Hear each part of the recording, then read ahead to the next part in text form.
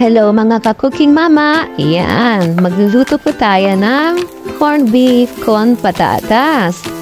Ayan, nagmamadali kasi gutom na raw si bunso ko. So, eto naisip ko iluto para sa kanya. Total, favorite naman nila ang patatas at corned beef. So, nagisa ako ng bawang and sibuyas. Saute natin, saute. So, pag Sunday, no? Hindi masyadong pag hindi lumabas ang pamilya para kumain sa labas.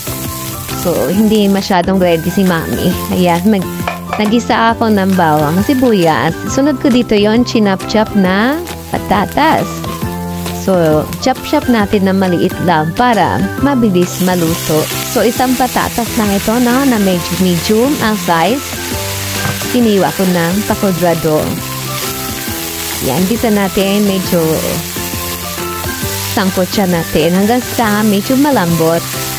Mas maganda kung mapalambot to kaya nang baka masunog yung ating sibuyas at bawang. So, ayan na. Ang isusunod ko dito yung corned beef. Yan, di ko babanggitin kung anong brand ng corned beef na to para yung iba may chance na mag-alok ng kanilang produkto. So, eto. Lagay ko yung corned beef. Gisa-gisa. Lagyan ng sabaw. Maganda kung konti lang. Huwag masyadong dunod. Konti lang ang sabaw. So, yung lata mismo, lagyan kong tubig para alugin.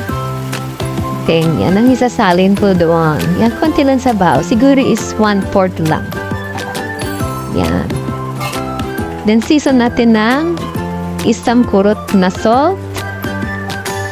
Yan, pamintang pino. So, hindi ako naglagay ng cube dito or seasoning. Betsin lang na konti. Konting betsin lang. So, kasi pagka ganito ang mga niluluto, mas maganda betsin lang ilalagay. Huwag na mag-seasoning. Nagbabago ang lasa. So, yan. Pero depende pa rin sa inyo paano gusto niyo ilagay na. Kung masarap yung corned beef mo, no need naman na maglagay ng mga cube. So, ayan, tinesting ko kung malambot na yung patatas. Ayan, second time. Oops, tumalbog, buhay pa. So, ayan, tumalbog. Ayun, nasundot ko siya. So, ito na ang finished product. Thanks for watching. Please subscribe to my channel for more updates. Love you all. Bye-bye.